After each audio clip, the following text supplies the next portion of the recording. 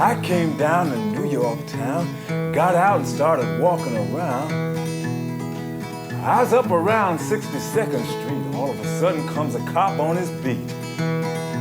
Said my hair's too long, my boots were too dirty, my hat was un-American, said he'd throw me in jail. The wind, it blew me north and south, it blew me in a coffee house. I met this fella with sunglasses on, he told me he sang folk songs. And I believed him, cause he had on sunglasses. He sang Scarlet Ribbons about 10 times and more. He sang Michael rowed a boat ashore. He sang Where Do All the Flowers Go? Wasn't a folk song he didn't know. And the ones he didn't know, he didn't like anyway. On MacDougal Street, I saw a cubby hole. I went in to get out of the cold. Found out after I entered, the place was called the Folklore Centre, owned by Izzy Young. He's always in the back of the center. They got real records and real books. Anybody can walk in and look. You don't have to own a Cadillac car or a $952 guitar. Do like most people do. Walk in, walk around, walk out. But that's not the way, you see. That ain't the way it ought to be. There's just one way to look at it. You can't take this place for granted, that it'll always be here. So go down and buy a record or book. Don't just walk around and look. You can do that uptown. When you come down here, you're on common ground, common people ground, common guitar people ground. And we need every inch of it.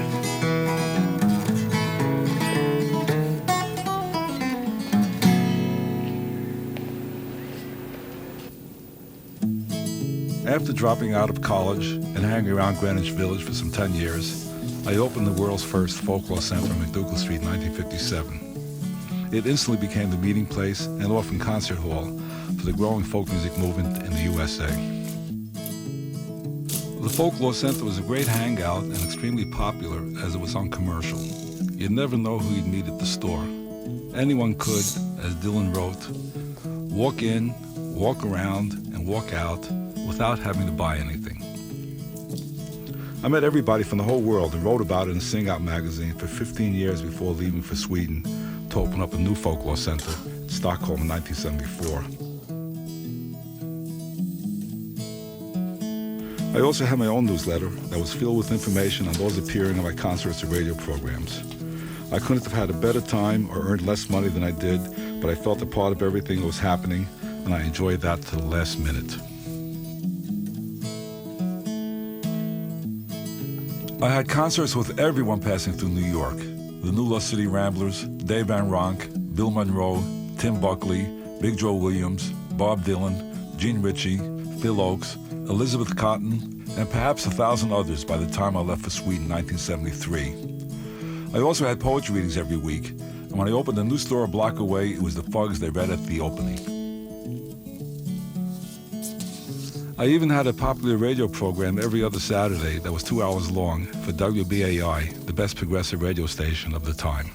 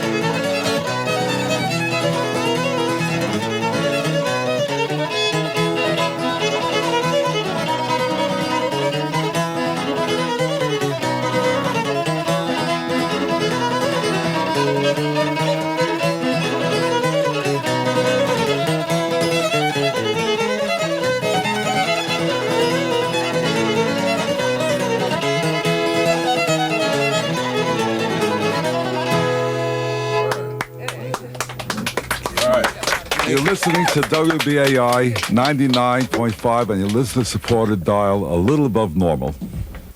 Israel Young produced numerous first concerts for numerous well-known musicians, none of whom speak to him today. Is that true? No. Some of them have come up here with you this morning. Yes. Uh-huh. We're not going to get anything out of you until we actually begin and we turn the program into the Israel Young show. Right. Well, there you go, you see. We can't get away from Izzy Young. Would we want to, is the question. So, could you sing a couple unaccompanied pretty English ballads? Well, I'll sing one. It's a tidy song. When you assassinate Reagan, please do it in a manner that's neat. Just tie him to a cruise missile that's pointed at 10 Downing Street. This way you'll also get Thatcher. The world will be grateful to you. Please leave the White House just as you found it, for others are following you. Just because you're a pesticide, it doesn't mean that you can be untidy. Make the world a nice place to live, for others are following you. What's the name of that song? It's called A Plea for Order. Who wrote it? I did. You did. Mark, you we're getting something together. We're sending this to you out in Radio Land. Okay, What key? I'll do a little intro. You start.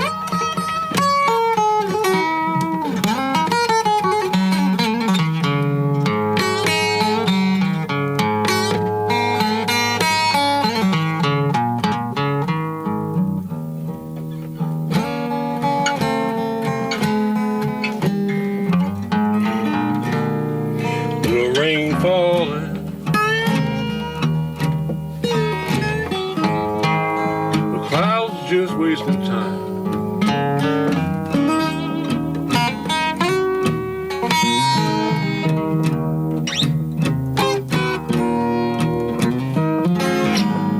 Little rain falling, little clouds just wasting time.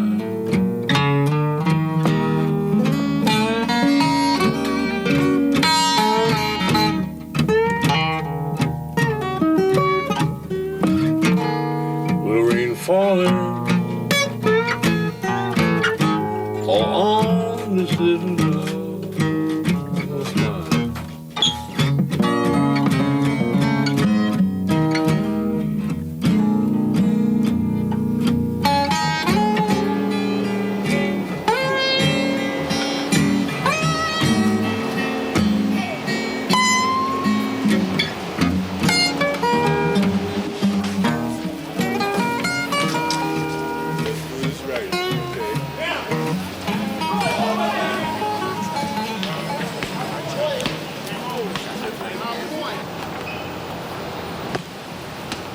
Greenwich Village is no longer bohemian, with a nice added touch of commercialism. The village looks like 42nd Street to me, with the same type of restaurants from Big Burger to McDonald's that you can see or visit uptown.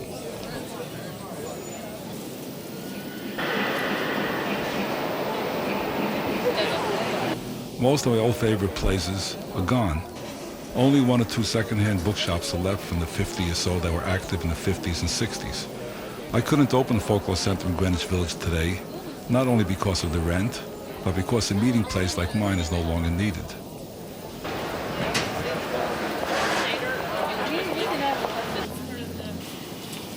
One of the lasting institutions in Greenwich Village is Sonny. He's been selling newspapers at the subway entrance for 30 years. He knows everybody and everyone knows him. And he is the first person I look for whenever I visit Greenwich Village today.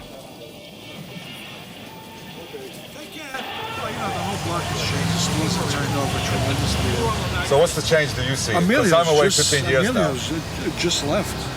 You're kidding? Yeah, he's not there anymore. How many years was he here? Oh, he was here like about 40 years. 40 years. So how do you feel about the cookie shops And It's hard to adjust to all the new people there. It's hard to make friends. McDonald's and all that kind of stuff. That feels strange. I feel like I'm all alone. I feel like I'm the last of the Mohegans over here. You are the last. Yeah, I am. Just I technically, yes. Don't worry. We're all an actor in a way. Take care. Zito's Bakery is still around, selling good Italian bread, warm and fresh, all morning and afternoon. From Zito's, it's only a minute's walk to Mariumanov's, further up Bleecker Street. Folklore Centre is gone, but this is the only thing left in the village with music. Folk music for the men.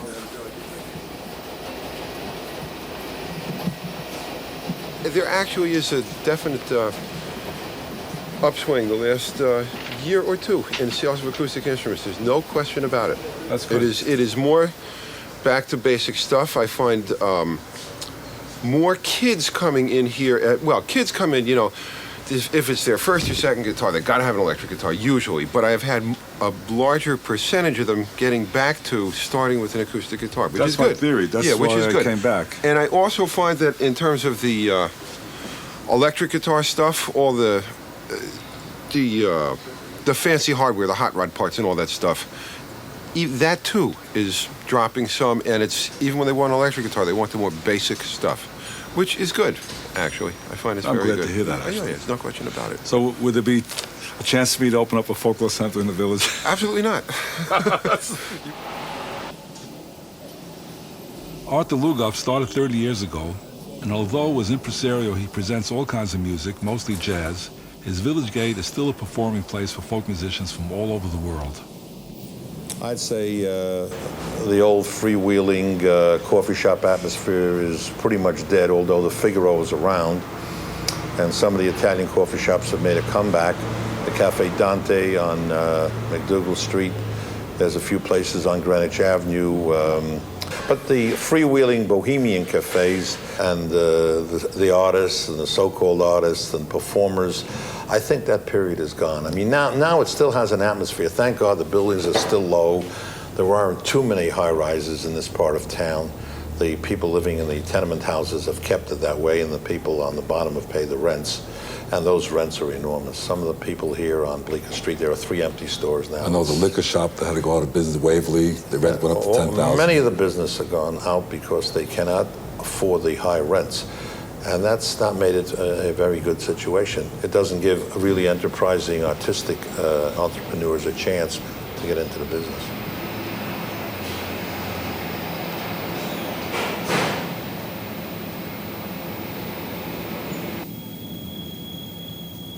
In 1961, the park department decided not to renew the license to sing at Washington Square on Sunday afternoons. I met with Arthur Lugoff and a bunch of musicians to organize the first free speech demonstration in America. We fought the case in the courts and finally won an important legal battle, the right to sing folk songs in public. It's hard to imagine now that we had to fight then for such a simple thing. So in 1961, I was established for 4 years. You were established for 4 or 5 years. We're working with folk music. Folk music in the square is going on for Every 14, Sunday. 17 years or whatever, and no problems. 2 to 6, was it? Suddenly I applied for a license, and Newell Morris says no. And we got together in my store, and I don't remember exactly how we got together. It was a Sunday morning, that was the time they denied it, and we said, well, what are we going to do? So we weren't sure, said yes and no, and we finally said, look, let's not be cowards, let's brave it out. And I remember we held hands, and a whole group of people followed us. We had went about into the 300 park. people without a telephone call. Right. Violating the law by coming in here. What I'm talking to one person. Oh, Izzy, get up here. You talk. Name one regulator. How are you? Izzy, come on. Israel Young. Israel Young, yes. And who were you talking to? Sergeant Christensen. He's in the new priest.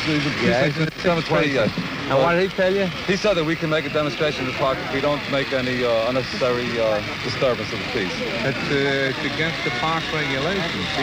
Well, we feel as citizens of America, we have a perfect right to sing. We feel... Wait a minute. You filed the application for the permit, it was denied. That's right, but it was denied for a capricious reason rather than an illegal reason. We don't know the reason. That's up to Commissioner Morris. But it's not up to Commissioner Morris to tell the people what kind of music is good or bad. He's telling the people that folk music brings degenerates and bad people. It's not so. This is our God-given right to sing folk songs. We want to call the attention to all the people of New York City that we want to keep free singing and free playing in this park. Come, let's go to the park now. And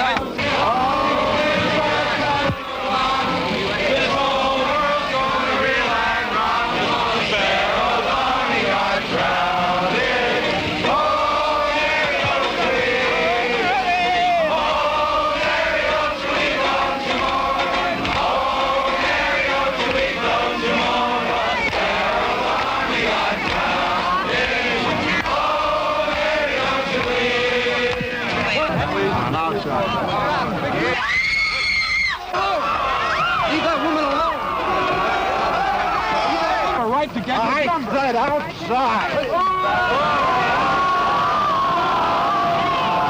Oh, come on, you want to get in? Come on in. Man, that is Hitler! I think we aroused the community, and the newspapers paid attention. And although, as you said, we lost in the lower court, the upper courts upheld us, and we finally regained our right to... It was a one-line decision. Well, we regained the right to sing here, which is still, to this very day, those rights are still inviolable. Inviolable.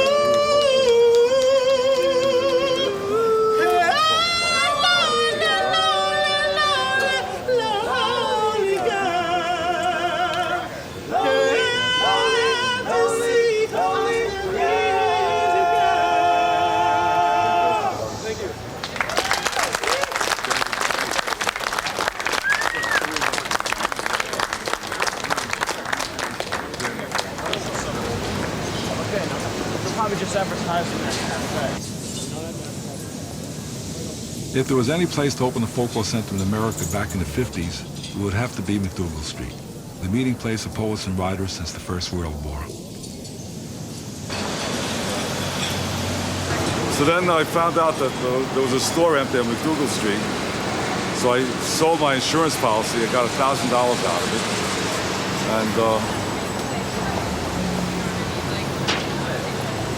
And this was the store. This is it. And this is where the original Folklore Center was. And I opened it in 1957. Now it's for rent again. Probably about... How many thousands? $1,000 a month. And it's a garbage locale. Well, you didn't have a basement then, did you? No. Now you get the basement with it.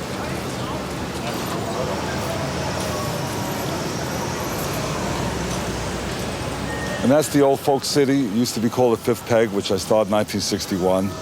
And it was very famous for 25, 30 years, and now it's completely forgotten. And right next to it is McDonald's, which got the architectural award in Greenwich Village about 5 years ago for contribution to Greenwich Village culture. And right around the corner is the Provincetown Theater where Eugene O'Neill started.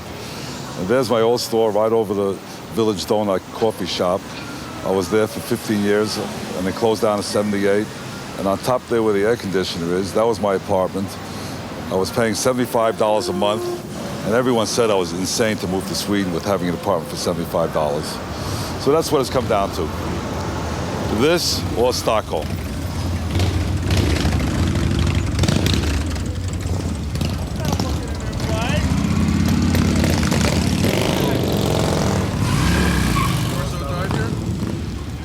When you saved called them? up to say this is happened 2 hours later, and they said that Oh, he's back poetry there. here. You gotta have a poet here's in the village poet. What would the village be without a poet? You're no village poet. Village poet here. Dylan Thomas was a poet in the village, and Bob Dylan a village poet. And if I don't make it, I'm changing my name to Dylan Dylan. Time's Back Door, Disco Babes, Daughter of Life. Where are you from? New Orleans. Oh, all right. Listen, we're concerned about the history of blues. How about Me, the Blues, and Jones? It's a very sad poem. Fortunately, I'm just a writer, and I never experienced it. But I know people that have. It's about junkies. It goes like this. My head's a cell in which a tortured mind must dwell. Life ain't been good to me, then I ain't no good, you see. Everything I ever loved is gone. All that's left is me, the blues, and Jones. Life ain't no good. I can't find a job, so I'll become a hood and learn how to rob. No bread to pay my way. Landlady said I can't stay, but that's okay. No place to go anyway. So back on the road, just me, the blues, and Jones. My baby left the other day. She hung her head and walked away. But I've got company. I ain't alone. There's still me, the blues, and Jones. Yeah, very good. Very good. Listen. Very nice. Let's see. Thank you. Hey, Father Death, I'm flying home. Hey, poor man, you're all alone. Hey, old daddy, I know where I'm going. Father Death, don't cry anymore. Mama's there underneath the floor. Brother Death, please mind the store. Old Auntie Death, don't hide your bones. Old Uncle Death, I hear your groans. Oh, Sister Death, how sweet your moans. Oh, children Deaths, go breathe your breaths. Sobbing breasts'll ease your deaths. Pain is gone, tears take the rest. Genius Death, your art is done.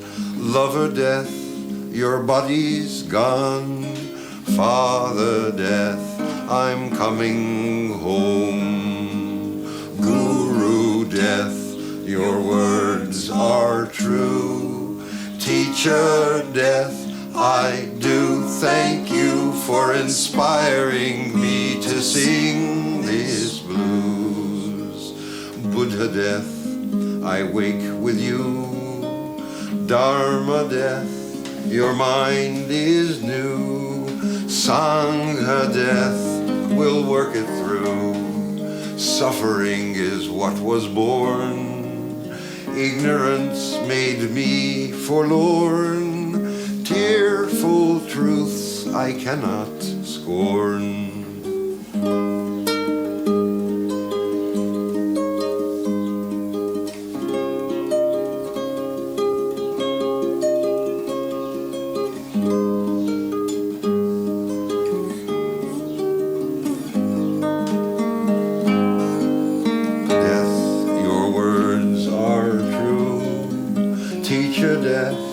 I do thank you for inspiring me to sing the blues. Father Breath, once more farewell. Birth you gave was no thing ill. My heart is still, as time will tell. Listen, after 25 years, Mazel I reacted to a poem of yours that I liked. Yeah. I haven't got it here with me, but I rewrote a poem that you wrote. Which one? You wrote a poem. It was a little book called Holy Communion. What year was that in England? That's 1965. 1965. Well, 20 for the Albert Hall Poetry Reading. Right. So, which 65. Is only an extension of the work that you began at the Folklore Center. How's that for flattery? Good. Now I got a culture prize in Sweden. Yeah, no, it's true. It's true. 20 years later, I'm with the woman in Sweden. And then suddenly I write a poem to this woman, and I write, who be kind to the one you love. And you will feel your heart lighten, and you will see your skin smoothen. Smoothen? Okay. Yeah, and that's what I felt. And so it took me 20 years to answer your poem. Not just be kind to me, because we're very often hardest So with the I ones can we claim love. that I inspired you then. That you inspired me. Oh, good. But it took 20 years. I inspired. So it's still living in my head. Okay, that's really a sign of aesthetic success then. Good deal. I don't mind. So what do you do in Sweden? And how come you don't come back to America and take part in the struggle against fascism? Because I don't know why I left, actually. I was putting on blues concerts, bluegrass concerts. I was putting on everything under the name. Well, basically, my motto was still, I like folk music. Yeah. And then at one point, I couldn't do everything I wanted to do under the word folk music. And nobody liked the term Folklore Center. Yeah. It's an artificial, I did.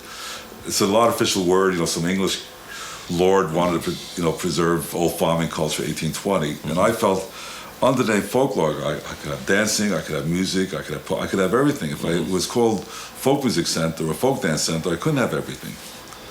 What Pete Seeger was doing, what Irwin Silver, what the People's Songs, what the theaters, Folk Say Theater, what they were doing, they were trying to take American folklore and mold it into a left-wing image, which is what I rejected without understanding it.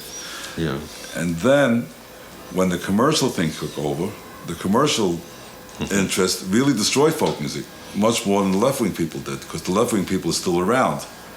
And I've seen 17 or 18 of my friends that I know of now, dead, committed suicide, and what happened to Janis Joplin and Jimi Hendrix and Phil Oakes, is all because Phil Oakes killed himself because he felt like he was a bum. I've been going to a psychiatrist 3 years discussing this matter. How do you unload the karmic obligations that you built up out of your egotism, out of my egotism, out of my grasping, out of my greed, out of, but most of all, out of a sense of low self-esteem that makes one a workaholic. It's like alcoholism. But instead of alcoholic, you become a workaholic. But just as it's hard to quit alcoholism and detoxify, it's also very hard to stop working. I know because I'm trying. Yeah, I've heard about that even in Stockholm. And I have that problem. Well, I talk about it. When someone contacts me, Did you hear about I can't get a hard on anymore in Stockholm too? No, I didn't. I take high blood pressure pills. Well, now they know. I have to take high blood pressure pills, for this anxiety of being a workaholic monster. Famous, it's anxiety. What can I do with myself? How can I take time off? Well, you can learn from me. Well, that's pretty good. I go to sleep early you're smart. sometimes. How's your blood pressure? I haven't been to a doctor in 25 years. Maybe he does have the secret.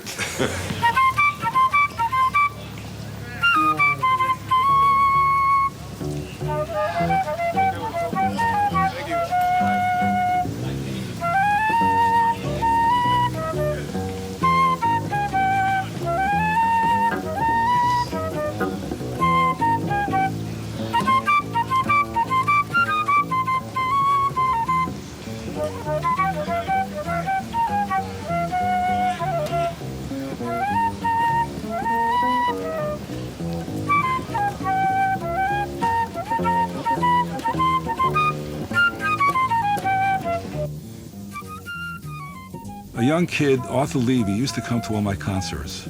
Now he's the head of publicity at Columbia Records, and he invited me to his office to give me a few tips on how to survive today.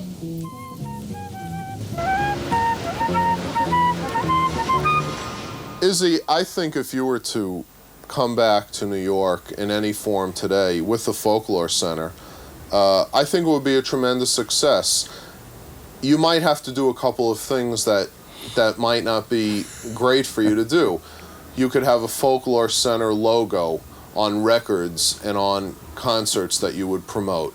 You could have a Folklore Center restaurant, which you could franchise out, which would serve holistic food and health foods and would have posters about veal calves and would be very much in keeping with the essence and the ambience of the Folklore Center. You could have a line of Folklore Center tapes and records and compact discs. You could manage artists under the Folklore Center Productions banner, perhaps even to get them record deals. You could have all of these things going for you. You could have Folklore Center publishing, Folklore Center book publishing, music publishing, the Folklore Center magazine and pamphleteering society.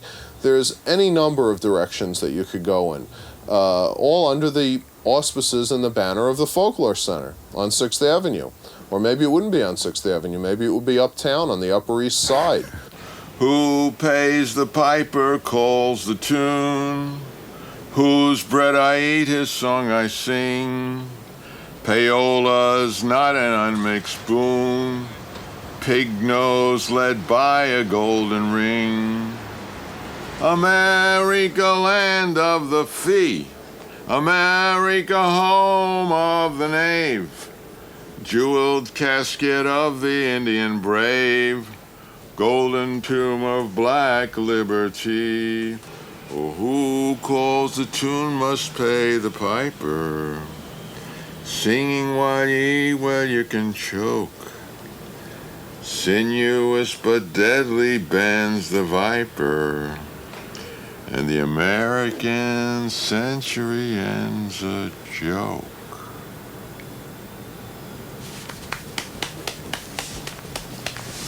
Does that have a Jewish melody? It sounds like a song my mother sings. I don't know. It's a melody I made up. And I don't know if you made it up. I think I heard it 50 years ago. No, I think I made it up. What do you think? Well, I know the thing is to know when you're stealing a melody or even someone else's lyrics. And when you don't know it, you better... But you don't steal anything. Well, I don't believe in copyright anyway, so... But the question was, you don't steal. Oh, no, it's not. I don't know whether you... Well, stealing from the rich is good. You want to call it steal? It's a quick redistribution of property is what it is.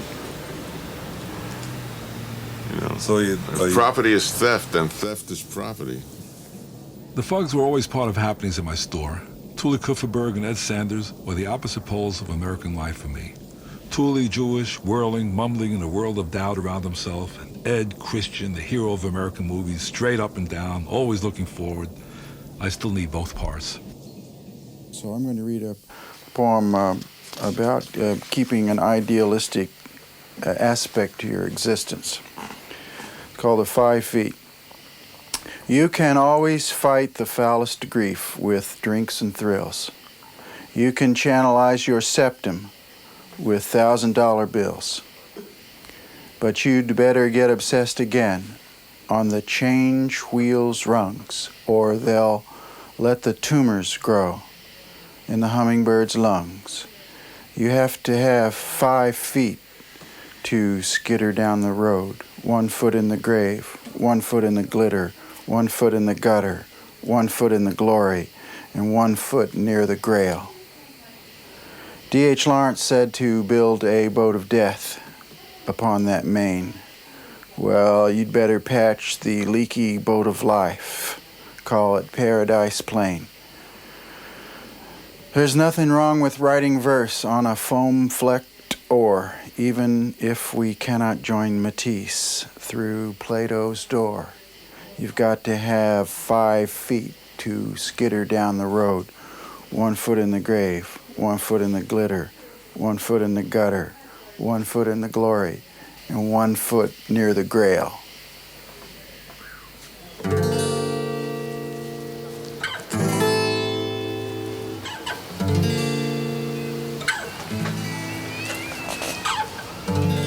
There is nothing I can do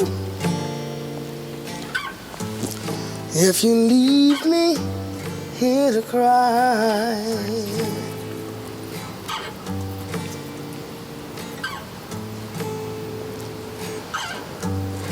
There is nothing I can do if you leave me here to cry.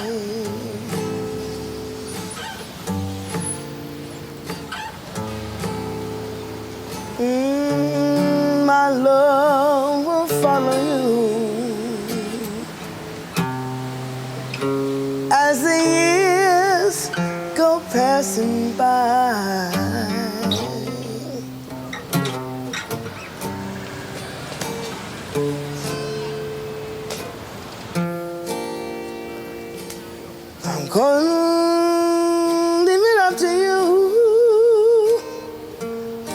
verse. So long goodbye.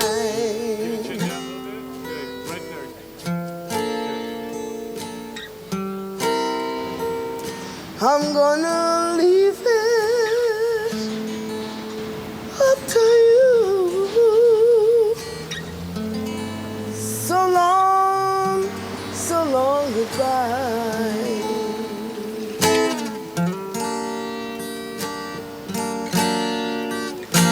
My love will follow you as the years,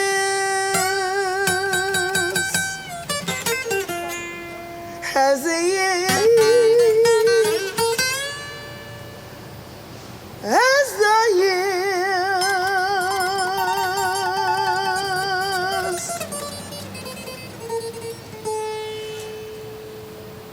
go passing by.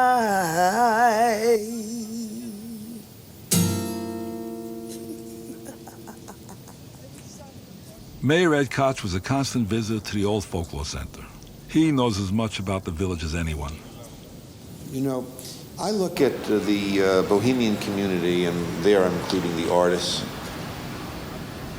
as very special, who can transform a neighborhood.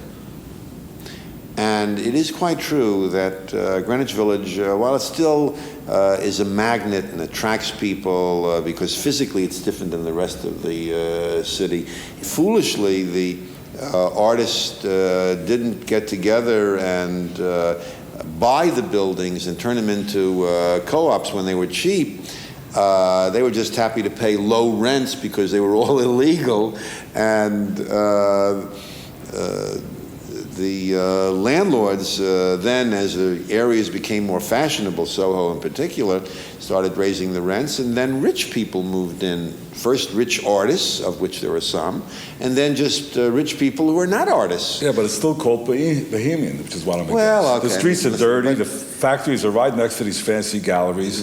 We went and paid $3 for a cappuccino yesterday. Izzy, Bohemia is a state of mind. Right, okay, that's what Joe Gould said. Did he say that? Yeah. Oh, smart man. Okay. Now, it's a state of mind.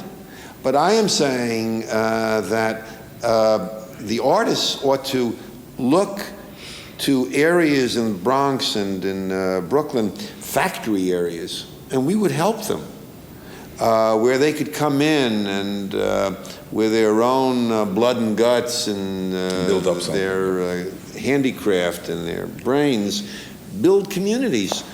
But it's hard to get them to do that. Why don't you become their leader? Will you pay me to come to New York City and do something? Brooklyn? I was born in Manhattan's Lower East Side in 1928, and we moved to the Bronx a year later.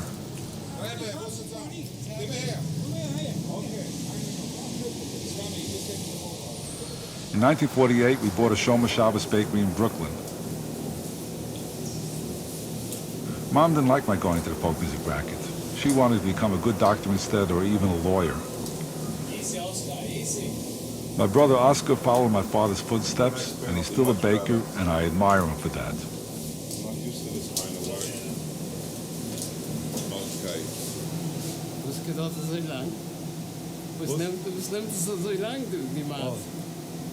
The rest of my family still is in Brooklyn, and it still feels like home to me. Mom has always sung Jewish songs or poetry set to music by loved composers. My Yiddish Mädel, sie ist so schön. My Yiddish Mädel, mit dem jiddischen Chaim, die goldene Herrlich, die zähnlich wie Perle, nor a Yiddish Mädel, ken sein so schein. My Yiddish Mädel, sie ist so schein. Being at home with Jewish music prepared me for being at home with all kinds of folk music. Mom sang when working, cleaning up, when putting us to sleep, and when she was alone in the kitchen late at night preparing for the next day. Meanwhile, Pop was working all night in a bakery somewhere. In the old days, you put a union label on because the workers think that's so well paid, and this was insurance for them for in case they were sick and old. And you would put it on, and they had a strike in the 30s, and they would sing a song half in Yiddish and half in English, and it went like this. Zessige weg by the kitchen table, tra-la-la, la-la-la, Essen bright with the union label, tra-la-la, la-la-la, International Union bright, macht die Becken schönen right, tra-la-la-la-la, tra-la-la-la-la. And that was the only bakery strike they ever had in New York, and they won. Right, Oscar? They won the strike. Absolutely. There's no such thing as a union going out of business.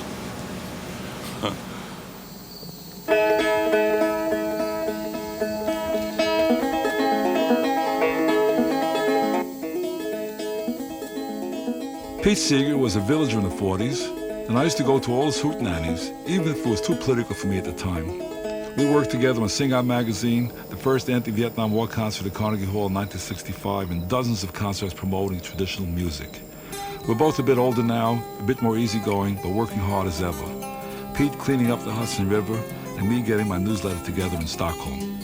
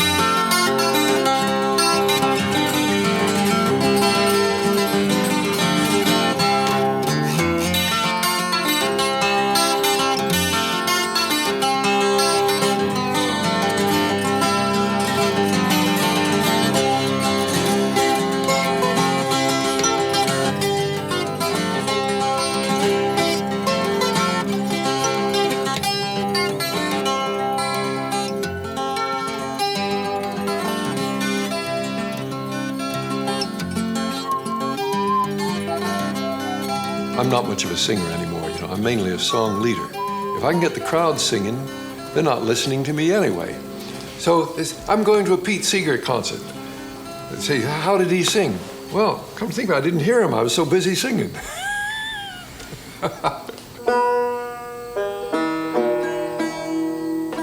I ham it up. There's a hole in the bucket, dear Liza, dear Liza. There's a hole in the bucket, dear Liza, there's a hole. Now I say to the women, all the women have to sing, then fix it, dear Willie.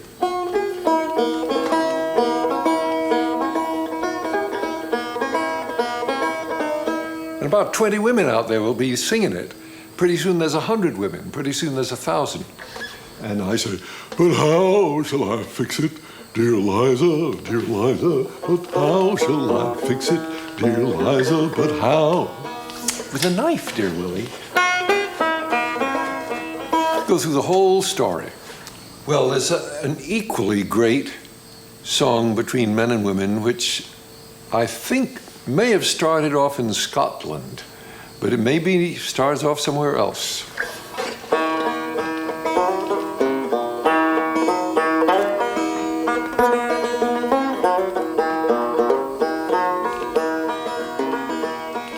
The other night I got home drunk as I could be. Spied a horse in the stable where my horse ought to be. I says to my wife, my pretty little wife, explain this thing to me. What's this horse doing in the stable where my horse ought to be? Now the women sing, you blind fool, you drunken fool, can't you plainly see? It's nothing but a milk cow my granny gave to me. I've traveled this wide world over 10,000 miles or more, but a saddle on a milk cow's back I never did see before. Well, there's lots of versions of it. It goes on, I spied a hat on the hat rack where my hat ought to be. She says it's nothing but a chamber pot. Well, I've traveled this wide world over 10,000 miles or more, but a J.B. Stetson piss pot I never did see before. pants upon the chair. She says the dish rag. I made a modern version of this. He says zippers on a dish rag I never saw before. And usually the last verse, or one of the last verses, he sees a head on the pillow. Whose head is this on the pillow where my head ought to be? It's a cabbage head my granny gave to me. I've traveled this wide world over 10,000 miles or more, and a mustache on a cabbage head I never did see before. Well, guess what? I was in Soviet Union, 20 years ago, and two very talented translators made a Russian version of this. It sings like a dream. I'm now teaching it to Americans who are going over to visit Russia. Разночью я пришел домой, был пьян, как стрелка я. Конечно, лошадь увидал, а лошадь не моя.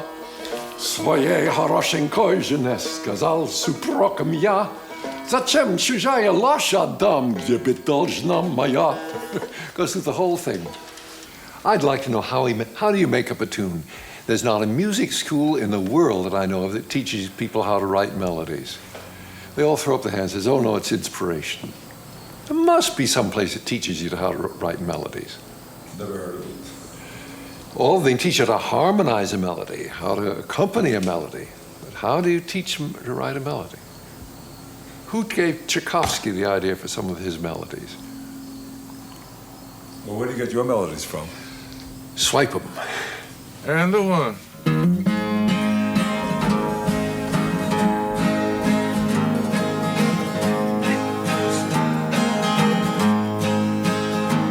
Oh, Irene, good night.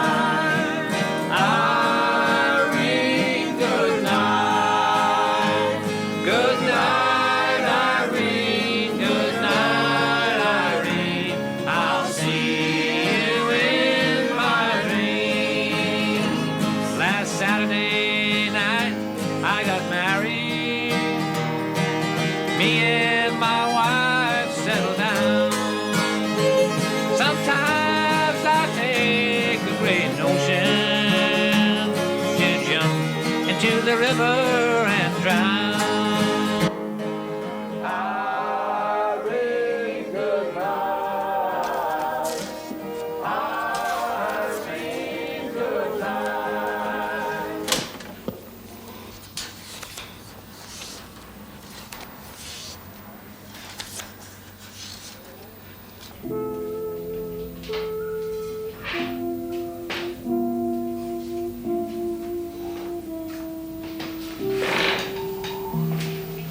I've been doing this for 30 years. Never changes.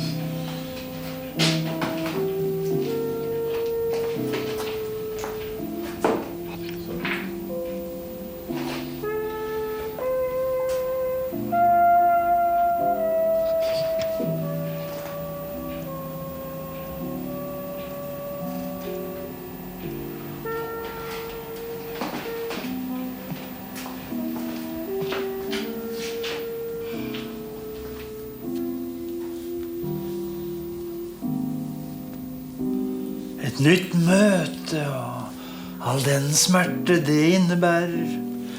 Likevel gleder vi oss, likevel trekker vi alle salighetens spaker, håndtak og hendler, jackpot på jackpot mens myntene raser ut. De er flere og kommer fortere enn vi kan, samler dem opp, la gå med det, la gå med det. Og veksle disse skjetongene inn. Det er der det virkelige arbeidet ligger.